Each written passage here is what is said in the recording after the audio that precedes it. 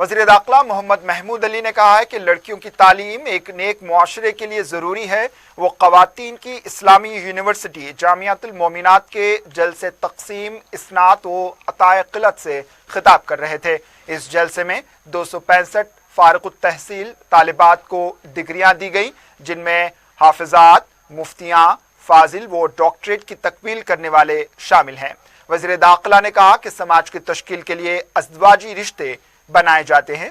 ये देखा जा रहा है कि दीन से दूरी, अखलाक व किरदार के फुक़दान के सबब तालीमी याफ्ता घरानों में भी दरारें पैदा हो रही हैं।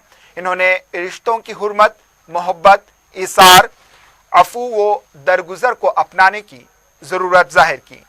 मोतमद उमूमी मजलिस इत्तेहादुल मुस्लिमीन व रुकन असम्बली सैयद अहमद पाशा कादरी ने अपने खिताब में कहा कि एक लड़की की तालीम, दीन व अखलाकियात से आरास्ता होना सारे मुआशरे को मुस्तफ़ीद करने के मुतरादिफ है।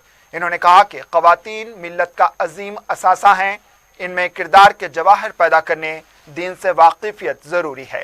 कश्मीर से आए मुफ्ती नज़ीर अहमद, कौंसल जनरल ईरान मुकीम हैदराबाद आकाई मेहदी शाहरकी, मौलाना इरफानुल्लाह शाह नूरी, साबिक़ सदर नशीन अक़लियती कमीशन मोहम्मद कमरुद्दीन, मुफ्ती मोहम्मद हसनुद्दीन और कई उलमाए इकराम और अहम शख्सियतों ने इसमें शिरकत की।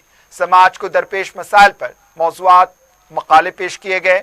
नाजिम, हाफिज व कारी मौलाना मोहम्मद मस्तान अली, तर्जुमान डॉक्टर साबिर पाशा और दूसरों ने भी खिताब किया।